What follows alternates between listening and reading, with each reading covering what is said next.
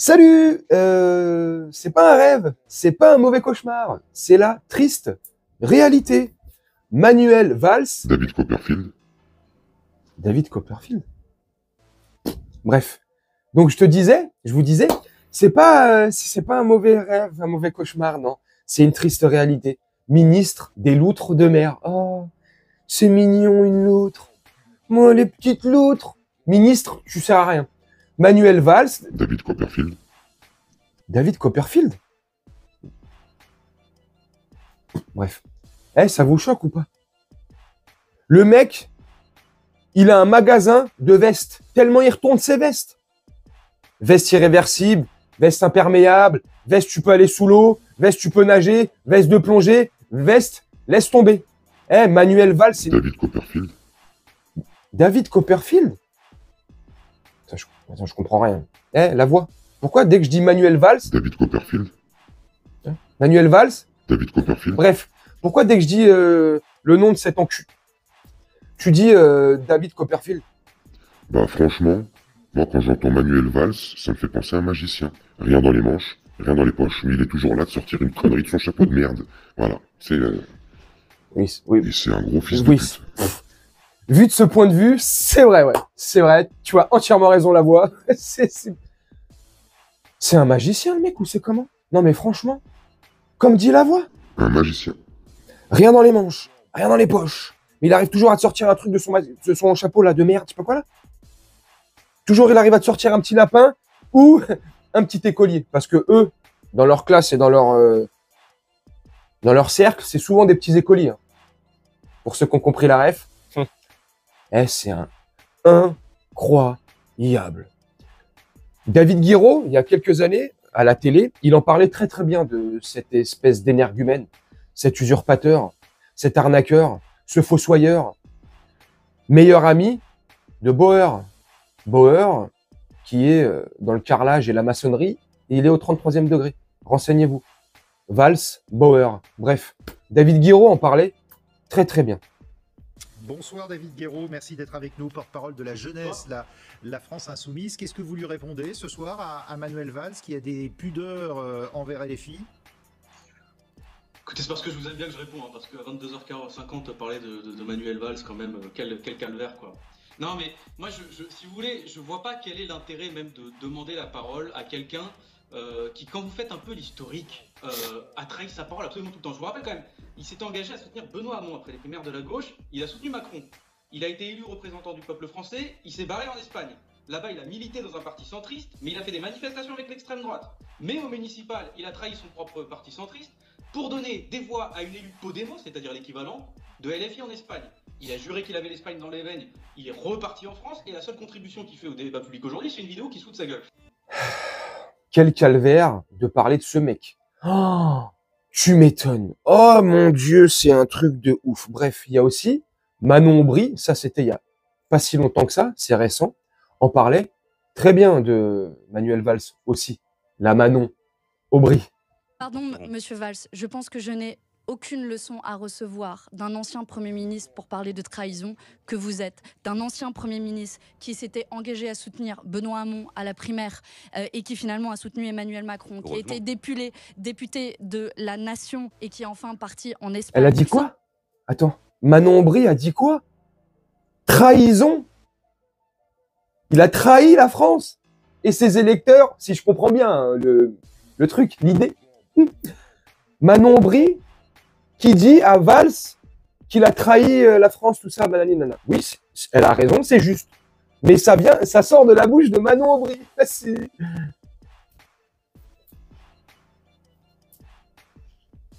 Extraordinaire. Cette même Manon Aubry qui fait un câlin à la hyène du Parlement européen, et qui te parle de trahison derrière. Bref.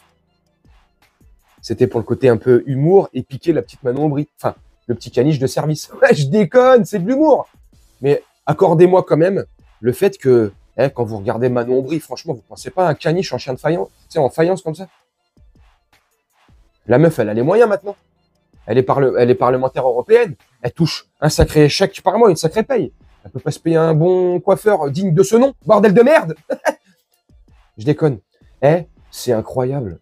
gouvernement de pitres, de clowns, comme le disait si bien David Guiraud, il a nommé tout ce qui... Bref, voilà. Un traître à la nation, ce mec-là. Gauche, droite, bas les couilles. Le vent, il souffle là-bas, je vais là-bas. Super. Attends, il y a une petite tempête, je vais retourner là-bas. Manuel Valls. Bref, le même Manuel Valls qui, en 2017, avril 2017, avait commandé un sondage.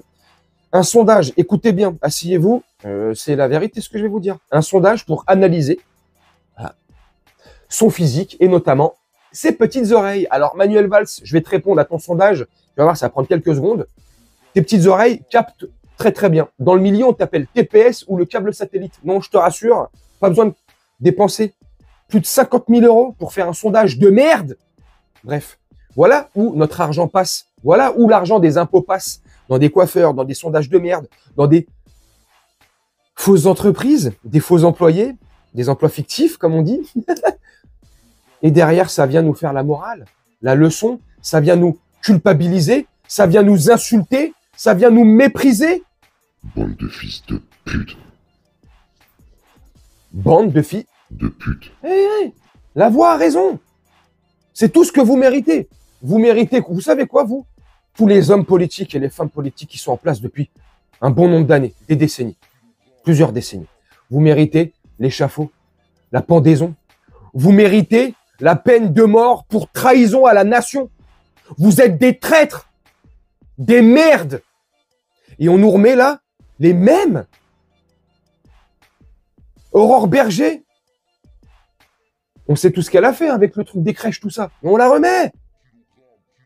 Retailleau. Je suis juste déçu. Franchement, je suis dégoûté. Je m'attendais à Bruno Le Maire. Non, mais je déconne. Mais vous vous rendez compte? On remet Gérald Darmanin? On remet la princesse des carottes? Elisabeth Borne? Borgne? Et on veut nous faire croire que on écoute la parole des Français. Ils veulent nous faire croire qu'ils sont attentifs à ce qu'on vit, à ce qu'on subit. Mon cul. Ils sont attentifs à leur propre intérêt à eux. C'est tout. Si les politiques ou la classe politique dans son ensemble se battraient pour nous, on verrait pas toutes ces mêmes têtes, tous ces éléphants, c'est même plus des éléphants maintenant, tous ces dinosaures depuis 50 ans. François Bayrou, et je vous conclue la vidéo là-dessus. Là, avec son nouveau mandat de Premier ministre, il vient d'en cumuler 6. Il cumule 6 mandats. Tu m'étonnes qu'il veut pas détruire tout ça, le cumul des mandats, toutes ces conneries. Parce qu'ils vivent que pour eux, que pour leurs intérêts. Ils nous vident les poches, ils nous tombent comme des merdes et des moutons. Ils nous enculent. Et hélas, sans vaseline, à sec, et ça fait mal, et ça commence à faire mal. Et au-delà que ça fasse mal, ça commence à faire saigner. On n'est pas consentant, nous, pour tout ça. On n'est pas consentant, nous. Ça s'appelle un VIOL. Quand, dans une relation, un des deux n'est pas consentant, ça s'appelle un VIOL. Est-ce que nous, peuple français, on est consentant de ce que l'État nous fait subir, de ce que l'État nous met dans le cul sans vaseline, chaque jour, depuis des années, des décennies? Jusqu'à quand, bordel? Bref, un cirque permanent, ambulant, c'est le cirque Pinder. Et encore, le cirque Pinder, mais c'est un cirque pour clochard, le cirque Pinder à côté de l'Élysée, là. Le chapiteau de l'Élysée, pouf! C'est le meilleur cirque du monde. T'en as pour ton argent. Ah, tu m'étonnes. Vu comment ils nous prennent tous les ans des impôts, des taxes, des amendes, des tout ce que vous voulez. Oh, tu m'étonnes que le spectacle... Oh putain, on en a pour notre argent. Oh putain, je sais pas ce que vous en pensez. Hein. Dites-moi en commentaire, pour ceux bien sûr qui veulent laisser un commentaire. Moi, je trouve ça affligeant. J'ai même plus les mots, en fait. Tu sais, j'ai l'impression de me répéter sans cesse quand je parle de ce sujet-là, de répéter toujours les mêmes superlatifs, les mêmes mots, d'aller toujours dans le même sens. Bon, j'essaye un peu d'innover, de sortir des petites blagues, c'est pour pas que ça soit redondant, rébarbatif, répétitif. Mais j'ai l'impression que c'est le cas, non? Dites-moi en commentaire. Ouais, c'est le cas, ouais, c'est le cas. Moi, je m'en aperçois. Hein. Donc, comme je prépare mes vidéos, et encore, je prépare pas mes vidéos, je regarde les vidéos que je vous montre quand je vous montre des extraits, selon le sujet. Hop, et je descends dans ma salle en bas, et j'allume mon portable, et je tourne. Il y a là, complète improvisation. Il y a juste des fois, de temps en temps, je note quelques petits trucs, de dates précises, comme là, David Guiraud, son intervention, David Guiraud, sur le sondage qui a été commandé par Manuel Valls en avril 2017. Voilà, c'est tout. Sinon, c'est que de l'impro. Et c'est dur quand même, hein, parce que c'est toujours pareil, en fait. Et la chose que je me demande, et je vous conclue vraiment, pour le coup, la vidéo là-dessus, la chose que je me demande, c'est est-ce qu'un jour, on va vraiment percuter, on va plus se laisser faire, on va laisser de côté notre confort matériel, parce que c'est ça qui nous endort, c'est ça qui nous anesthésie, notre confort. Et je parle pour moi aussi, hein, je vous rassure. C'est quand qu'on laissera de côté notre confort matériel. C'est quand qu'on va se dire, je m'en bats les couilles si mes factures, je les paye pas. Je m'en bats les couilles là si je suis pas payé par mon employeur. Mais là, on va y aller. Les gilets jaunes, actes 1, 2 et 3, c'était de la rigolade. Du pipi de chat, vous appelez ça comme vous voulez. Mais on va sortir les doigts du cul. On va poser nos couilles sur la table. On va prendre des fourches. Mais on va y aller. Et arrêter d'aller sur des ronds-points. Et c'est pas pour dénigrer quand je dis ça. Mais il faut aller où est le pouvoir, dans l'arcane du pouvoir. Il faut aller à l'Élysée. Il faut bloquer là où ça va les faire chier. Parce que si on bloque 2-3 ronds-points, quelques nationales, 3 autoroutes et une raffinerie en France, ils en ont strictement rien à faire. Ça ne leur change pas leur quotidien. Et au contraire, ils se sentent encore plus forts parce qu'ils ont ce sentiment de domination sur nous, de toute puissance sur nous, de vie et de mort sur nous. Voilà pourquoi ils jubilent. Voilà pourquoi ils continuent. Et ils continuent à nous mettre ces spectacles pareils sous les yeux. Parce que ils se disent, à quoi bon arrêter les Français, ou le monde en général, hein, c'est des cons, on continue à leur cracher dessus. Et on verra le jour où vraiment ils sortiront, où vraiment ils en auront marre. Mais pour l'instant, on n'en a pas marre. Et on l'a constaté avec le comique 19 et les gilets jaunes. Ils ont constaté que le peuple était docile. Si c'est docile, j'y vais aussi. Ouais, là, sauf c'est pas une boîte de conserve, c'est pas des légumes. Le peuple est docile. Donc pourquoi arrêter? Mettez-vous à leur place. Moi, je me mets à leur place. Mais mettons-nous à la place de ceux qui nous, de ces machiavéliques là, qui tirent les ficelles.